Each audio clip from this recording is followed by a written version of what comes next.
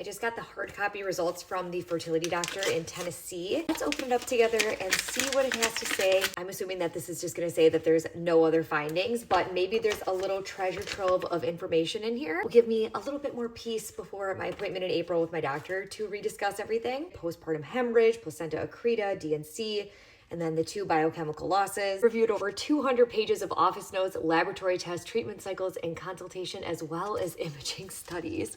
Dug in deep here, guys. They found out that I had a septorhinoplasty. My autoimmune test came back negative. He gets into my endometrium linings for all of my IUIs, for all of my past IVFs, for my successful IVF pregnancy with Augie, and says, while it's difficult to attribute these biochemical losses to thin lining, Dr. Shanti has evaluated other possible factors such as hormonal, endocrine evaluation, autoimmune evaluation, etc., etc. Instagram's hysteroscopy, endometrium biopsy, and nothing reveals any abnormalities. I should continue taking vitamin D because my levels suck because we live in Wisconsin. Remaining frozen embryo that is genetically tested and normal, several considerations should be discussed.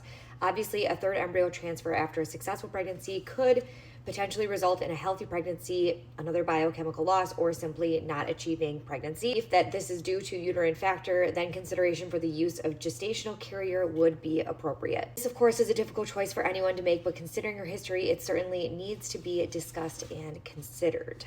Are not any other tests that could be performed to evaluate the ability or lack thereof ability to carry another successful pregnancy. Certainly the fact that she has previously achieved pregnancy and progressed to a normal delivery is an important positive predictor, but as stated above, both in this review and by the patient, the concern about the presumed placenta accreta and the required treatment to resolve the retained tissue is a concern. If I haven't already had a hysteroscopy, he would recommend another one. Maybe we should get one, I don't know. It's been a pleasure reviewing these records for this interesting couple, and I certainly wish them the best of luck and success in their quest for a second child. Kind of just leaves us at where we already were. So we'll see what this appointment brings in April, if my doctor recommends another hysteroscopy, or if we just go for the 4th and final transfer and lean into the overall statistics of IVF. Going into this, how our embryos were graded, that statistically we were looking at about like 1.5 to 2 live births. So we're right in line with that, unfortunately. I don't know, we'll see.